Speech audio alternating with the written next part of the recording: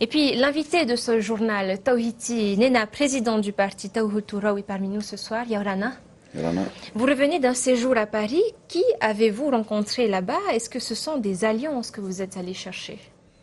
Oui, donc j'ai eu l'occasion de me déplacer pour rencontrer les instances sportives et par la même occasion, j'ai eu l'occasion de rencontrer le conseiller technique de Bertolone à l'Assemblée nationale au niveau du Parti socialiste.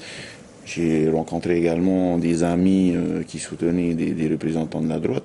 Donc c'est l'occasion de prendre des contacts et bien sûr en janvier-février, le conseil politique de Tawhuturo prendra une décision qui en soutiendra. Pour votre parti, les législatives seront le premier rendez-vous électoral. Serez-vous vous-même candidat? Voilà, pour l'instant, c'est sûr que je serai certainement candidat dans la première circonscription. Ensuite, il y a Fana Tapoto qui est conseiller municipal et également chargé des finances à Taïra Arab Ouest qui serait candidat. Et certainement d'autres candidats également de la société civile. Ensuite, bon, on a eu l'occasion de rencontrer des maires. Donc Des marquises notamment. voilà, ils auront l'occasion de déposer leur candidature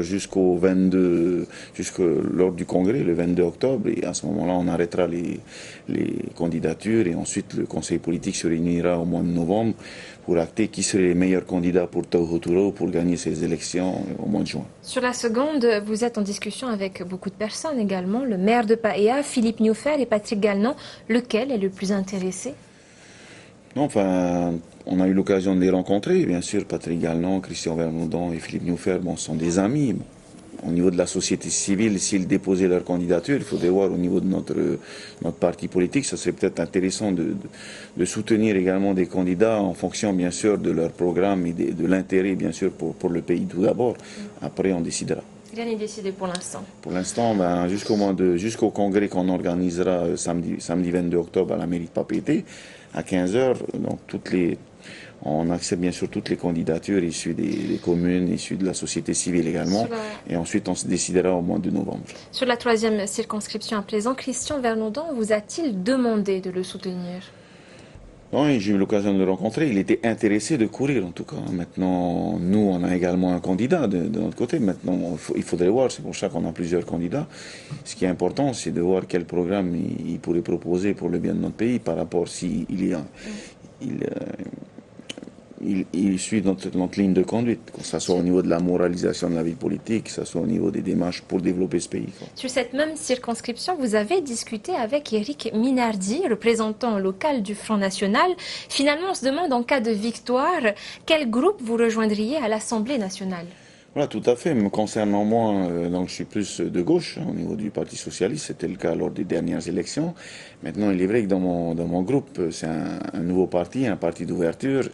Il y a vous avez rencontré le FN d'ailleurs en France aussi, en non, métropole? pas en France. Pas en France, j'ai pas eu l'occasion de rencontrer, juste à Papeete. J'ai eu l'occasion de rencontrer Éric Minardi, qui est du Front National. Moi, je pense que c'est intéressant de les écouter. Mais un rapprochement n'est pas possible. Un rapprochement, aujourd'hui, c'est pas le cas. Donc, on rencontre plusieurs personnes. Au niveau de notre groupe, on se décidera au mois de février quel sera le candidat idéal pour la Polynésie, en fonction de nos objectifs, bien sûr, le développement de notre pays. Une dernière question, ça fait beaucoup l'actualité les derniers temps. Les débats à l'ONU la semaine dernière ont déchaîné beaucoup de passions. Quel est votre sentiment sur l'inscription de la Polynésie sur la liste des territoires à décoloniser? Bon, je pense que c'est une très bonne chose qu'on soit inscrit sur la liste des pays à décoloniser à l'ONU. Maintenant, il faut laisser Oscar Temaru, le maire de Fa'a, dans sa logique, et le temps nous dira s'il a raison ou pas. Mais je ne pense pas on devrait demander à désinscrire notre pays. Je pense que c'est une bonne chose. Ça va faire 50 ans qu'on essaie de se battre pour qu'il y ait une reconnaissance au niveau du nucléaire. C'est pas le cas, donc c'est peut-être une des solutions pour régler ce problème également. Vous restez proche donc des idées d'Oscar Temaru, même si vous l'avez quitté? Donc au niveau de l'idéologie par rapport aux essais nucléaires, aussi bien que ce soit au niveau de l'église protestante, que ce soit au niveau du Tavini Huiratira, bon, je pense qu'on est tous en phase aujourd'hui.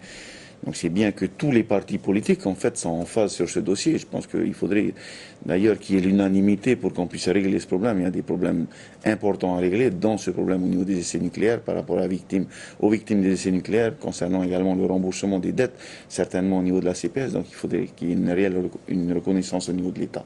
Maintenant, l'objectif, c'est de développer également ce pays. On se doit de s'unir et de travailler ensemble. Merci beaucoup d'avoir répondu à nos questions ce soir, Tawhid Inna. Je rappelle que vous êtes le président du parti Taou Hoturaou.